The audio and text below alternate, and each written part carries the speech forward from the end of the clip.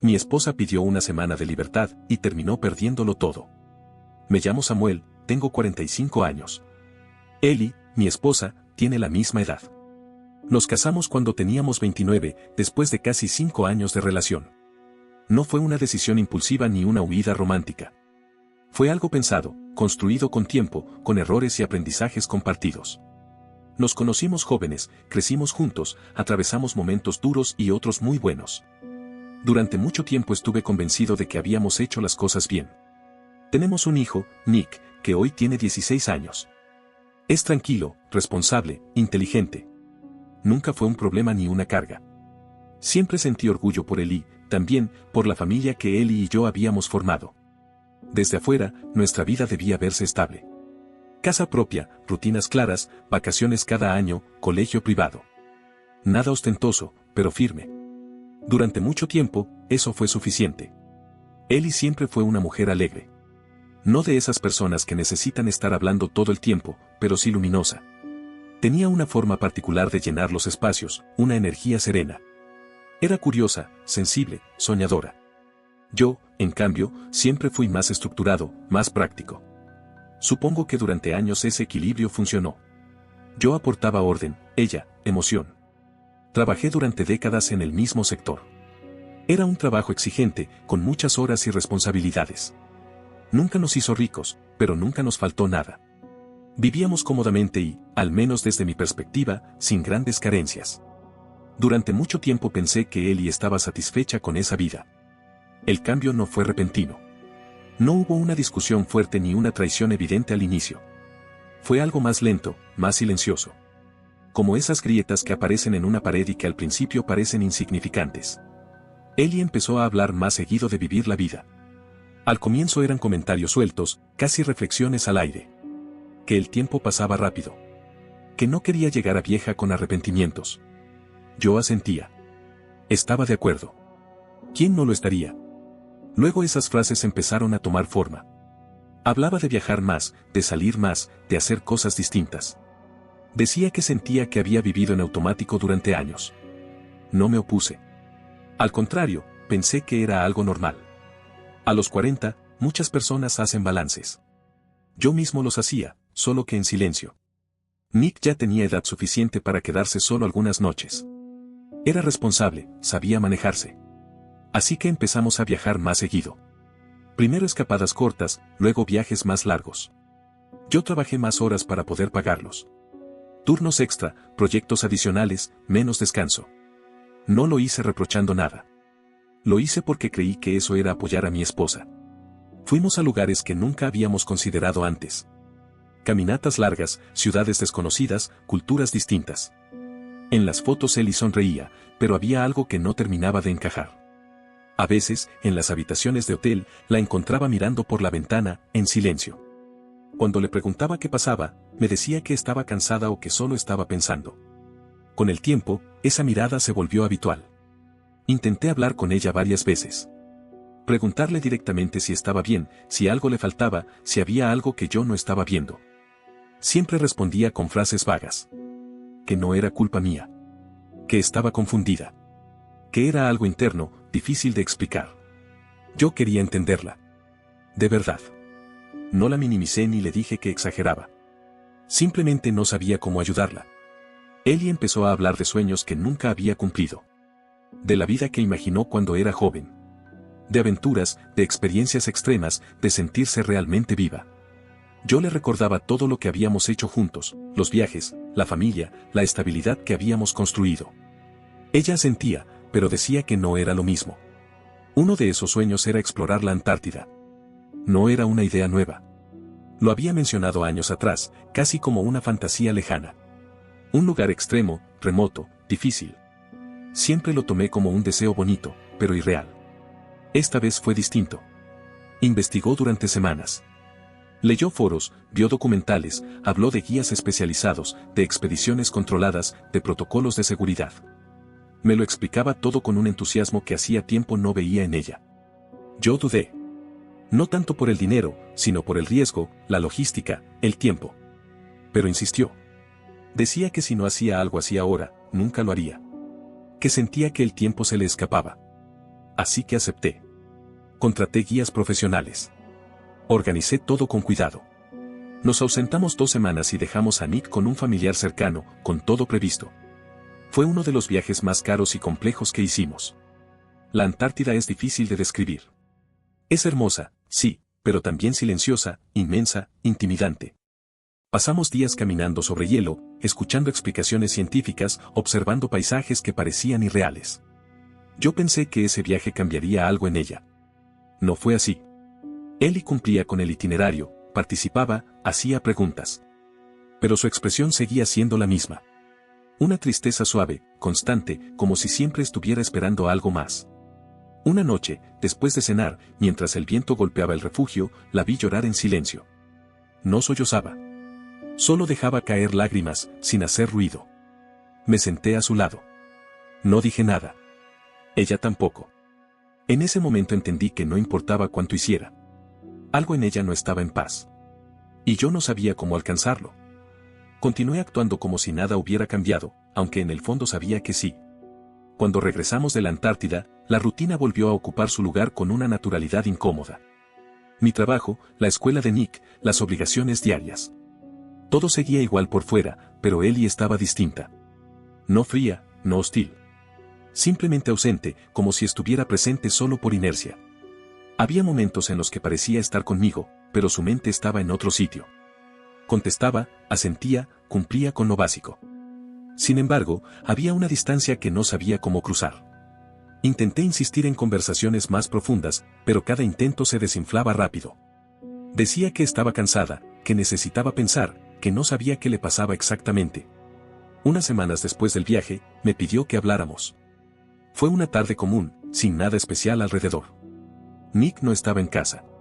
Yo estaba sentado en la mesa del comedor, con la luz entrando por la ventana, cuando Ellie se sentó frente a mí. No hubo rodeos. Dijo que necesitaba una semana de libertad. La frase quedó suspendida en el aire. Le pedí que me explicara a qué se refería. Suspirá, como si hubiera ensayado esa conversación muchas veces. Dijo que no se sentía bien, que sentía que había desperdiciado su vida. Que había seguido un camino correcto, ordenado, pero no el que realmente deseaba. Habló de una vida que siempre había imaginado distinta, llena de decisiones impulsivas, de experiencias intensas. Le recordé todo lo que habíamos hecho juntos.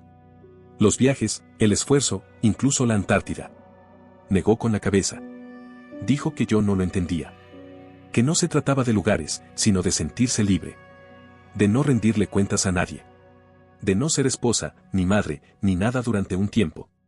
Le pregunté qué implicaba exactamente esa semana. Respondió que necesitaba tiempo para ella. Para pensar, para sentir. Que no sabía con certeza qué haría, pero que lo necesitaba. Aclaró algo que me dejó helado, no me estaba pidiendo permiso. No es una pregunta, Samuel. Es algo que voy a hacer. Me quedé en silencio. No levanté la voz ni la interrumpí. Sentí una mezcla extraña de confusión, miedo y tristeza. La miré intentando reconocer a la mujer con la que había compartido más de 15 años de mi vida. Evitó mi mirada. Dijo que esperaba que la entendiera. Seguimos hablando, aunque hablar no es la palabra exacta. Fue una sucesión de frases tensas, silencios largos y miradas que no se encontraban. En un momento mencionó que no había tomado esa decisión sola. Que lo había hablado con sus amigas. Varias de ellas, según dijo, habían pasado por situaciones similares. Me explicó que algunas habían pedido tiempo, otras espacio, y que en muchos casos eso había fortalecido sus matrimonios. Dijo que era algo sano. Que una semana de libertad no tenía por qué destruir nada. Al contrario, podía aclarar muchas cosas. La palabra libertad empezó a incomodarme. No por su significado en sí, sino por lo que sentía que ocultaba. Así que le pregunté directamente. Sin rodeos, sin elevar la voz. ¿Esa semana implica estar con otras personas? Ellie no me miró a los ojos. Ese gesto, más que cualquier respuesta, me dio una anticipación amarga. Dijo que sí, que eso podía pasar. No lo dijo con culpa evidente ni con firmeza. Lo dijo como quien acepta una posibilidad natural. Sentí una presión en el pecho, pero no reaccioné de forma explosiva. Asentí lentamente. Entonces no nos hagamos los inocentes, le dije. Lo que quieres es una semana para salir, acostarte con otros hombres y no tener consecuencias. Ahí sí me miró. Sus ojos no mostraban vergüenza, sino enojo. Dijo que era horrible que pensara así, que reducirlo todo a eso era injusto. Intentó explicarme que no se trataba solo de sexo, que era una búsqueda personal, una forma de reencontrarse. Dijo que era para sanar cosas que llevaba arrastrando desde hacía años. Para entender qué quería realmente de su vida. Para saber si quería seguir o no. Le pregunté qué significaba seguir. Hubo un silencio denso, incómodo. Seguir casada contigo, respondió finalmente. Su voz se cargó de frustración. Dijo que para mí era fácil seguir igual, que yo estaba cómodo. Que la que sufría era ella. Que se sentía vacía, atrapada. Esas palabras no me sorprendieron, pero sí me atravesaron. No hubo negociación. No me preguntó cómo me sentía yo. No mencionó a Nick. No habló de consecuencias. Se levantó, tomó su bolso, las llaves, el teléfono, y caminó hacia la puerta. No miró atrás. Escuché cómo la cerraba. Me quedé sentado, inmóvil. No sé cuánto tiempo pasó. Todo parecía detenido. No lloré. No sentí rabia inmediata. Fue un vacío extraño, una calma artificial, como si algo que llevaba tiempo formándose finalmente se hubiera revelado. Me levanté y caminé por la casa. Todo estaba en su lugar. Nada indicaba que mi matrimonio acababa de cruzar un punto sin retorno. Pensé en Nick. En cómo explicarle algo así, si llegaba a ser necesario. En los años compartidos. En los sacrificios que creí mutuos. Fue entonces cuando escuché un sonido desde la habitación. El de una notificación. La laptop de Ellie estaba encendida. Y algo dentro de mí supo que ese sonido no era casual. Caminé hasta la habitación sin apuro, pero con una tensión difícil de ignorar. La laptop de Ellie estaba sobre el escritorio, abierta. Reconocí de inmediato la interfaz. WhatsApp web. Me quedé de pie unos segundos, sin tocar nada. Sabía que cruzar ese límite iba a cambiar cosas. Sabía que, una vez que leyera lo que estaba ahí, no habría forma de volver atrás. El sonido volvió a escucharse. Un mensaje nuevo. No fue curiosidad morbosa lo que me empujó a acercarme. Fue intuición. Ellie se había ido con demasiada prisa, o con demasiada seguridad, como para preocuparse por cerrar sesión. Me incliné ligeramente hacia la pantalla. La conversación estaba activa, los mensajes llegaban en tiempo real. El nombre del contacto era Pedro. No lo reconocí. El último mensaje decía: ¿Ya estás libre? Sentí un nudo seco en el estómago. La respuesta apareció segundos después, escrita por ella. Listo. Soy toda tuya, ¿tienes los boletos? Me apoyé en el escritorio para no perder el equilibrio. Pedro respondió casi de inmediato. Sí. Ya te quiero ver en ese bikini que te regalé. Hubo una breve pausa. Luego apareció el mensaje de Ellie. Me verás con el bikini y sin el bikini también. No necesitaba leer más para entender lo esencial. Aún así, seguí desplazándome hacia arriba. La conversación no era reciente. No era de días. Era de meses. Mensajes diarios. Audios. Fotografías que no quise mirar con detenimiento. Planes. Bromas internas. Referencias a encuentros pasados y a otros que ya estaban organizados. Pedro no era una posibilidad futura. No era una consecuencia de esa supuesta semana de libertad. Pedro llevaba tiempo en nuestra vida, aunque yo no lo supiera. Leí fragmentos sueltos, sin orden, no para recrearme en el dolor, sino para entender la dimensión de la mentira. Ellie le decía que se sentía atrapada en su matrimonio. Que odiaba los viajes conmigo. Que cada vez que despertaba en una habitación de hotel esperaba que fuera él quien estuviera a su lado y no yo. Que conmigo solo cumplía roles. Esposa. Madre. Figura estable. Pero no una mujer deseada.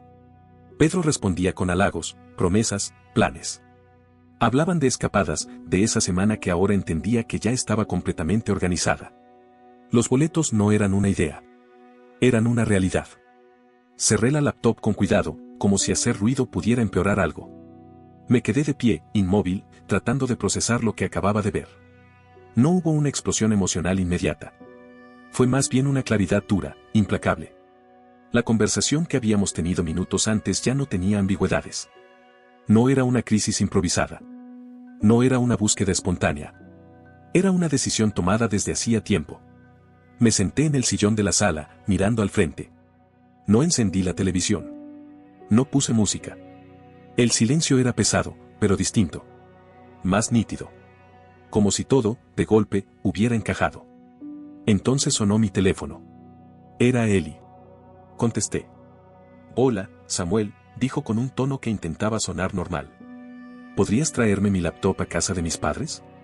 La necesito para unos trabajos. Su voz me resultó extraña, lejana, como si hablara con alguien que conocí hace mucho tiempo. No estoy en casa, respondí. Ven tú por ella. No pregunté nada más.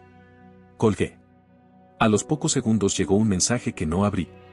No hacía falta. No esperaba que regresara tan rápido. Menos de 15 minutos después escuché el auto estacionarse frente a la casa. La puerta se abrió con fuerza. Sus pasos eran rápidos, tensos. Entró directo a la habitación. ¿Samuel? Dijo desde el pasillo. ¿Dónde estás? Salí de la sala y me apoyé en el marco del comedor. Me miró y se detuvo. Pensé que no estabas, dijo, confundida. Lo pensé mejor, respondí con calma. Tal vez una semana de libertad no sea suficiente. Frunció el ceño. ¿De qué hablas? La miré directamente, sin levantar la voz. ¿Qué tal si te doy libertad de por vida? Parpadeó varias veces. Su expresión pasó de confusión a inquietud. No entiendo. Samuel, ¿qué estás diciendo? Que vi los mensajes, dije. Vi todo. A Pedro. Los boletos. Los meses de mentiras. Su rostro se descompuso. Durante un segundo pensé que lo negaría, que intentaría justificarlo. No lo hizo. Se le llenaron los ojos de lágrimas y se llevó una mano a la boca. Yo puedo explicarlo, dijo entre sollozos. No es lo que parece. Es exactamente lo que parece, respondí. Y no tienes que explicarme nada. Se acercó llorando. Me pidió perdón una y otra vez. Dijo que estaba confundida, que se había equivocado, que no quería hacerme daño. Que no sabía cómo había llegado hasta ahí. La escuché sin interrumpirla. Pero no sentí lo que ella parecía esperar. No sentí alivio. No sentí ganas de consolarla. Cuando terminó, dije algo que nunca pensé decir. Quiero el divorcio. En ese momento, escuchamos la puerta principal abrirse. Nick había llegado. Y todo terminó de romperse. Nick entró con la mochila colgada al hombro y se detuvo al ver la escena. Su madre estaba llorando, yo de pie, serio, con el cuerpo tenso. Su expresión pasó de sorpresa a preocupación en cuestión de segundos. ¿Qué pasa?, preguntó. ¿Por qué está llorando mamá? Eli reaccionó antes que yo. Caminó hacia él y lo tomó de los hombros, todavía temblando. Hijo, dijo entre lágrimas, tu padre nos quiere dejar. Sentí el golpe de esa frase como algo físico. No por culpa, sino por la injusticia. No, dije con firmeza. La que nos deja eres tú. Nick nos miró a ambos, completamente confundido. ¿Qué?, dijo. No entiendo. Miré a Eli. Tú te quieres ir, ¿no? Continué. Pues vete. Esta casa es mía. Yo no me voy a ir. Toma tus cosas y lárgate. Nick empezó a llorar. No fue un llanto contenido ni silencioso. Fue un llanto crudo, desordenado, de alguien a quien el mundo se le acaba de romper sin aviso. Eli intentó abrazarlo, pero él retrocedió un paso. No, dije. Tú vas a decirle la verdad. Me miró aterrada. Samuel, por favor. La verdad, repetí. Nada de medias palabras. Eli se arrodilló frente a Nick. Tardó varios segundos en poder hablar. Su voz temblaba cuando finalmente lo hizo. Le dijo que había conocido a otra persona. Que llevaba tiempo hablando con él. Que había mentido. Que quería irse una semana, pero que en realidad ya había tomado decisiones antes. Que su padre no había hecho nada malo. Nick la escuchaba con los ojos abiertos, llorando en silencio. Cuando terminó, él se levantó sin decir nada y caminó directo hacia mí. Me abrazó con fuerza, hundiendo la cara en mi pecho. No te vayas, papá, dijo. Por favor. Lo abracé de vuelta, sosteniéndolo con todo lo que tenía. No me voy a ir, le dije. Nunca. Eli se levantó despacio. No discutió más. No pidió quedarse. Caminó hacia la habitación y tomó algunas cosas básicas. Pasó frente a nosotros sin mirarnos. Cerró la puerta detrás de ella. Esa fue la última vez que la vi en esa casa. Los días siguientes fueron extraños. Silenciosos. Como si el aire hubiera cambiado de peso. Iniciamos el proceso de divorcio poco después. No fue un camino fácil, pero tampoco caótico. Todo se volvió frío, administrativo, distante. Como si el matrimonio se hubiera terminado mucho antes y solo ahora estuviéramos firmando papeles. Nick y yo seguimos aquí, intentando construir una nueva normalidad. Hablamos más que antes. Mucho más. Hay días buenos y días difíciles, pero somos honestos. A veces me pregunto en qué momento exacto se rompió todo. Desde afuera, nuestro matrimonio se veía bien. No había gritos, ni violencia, ni carencias evidentes.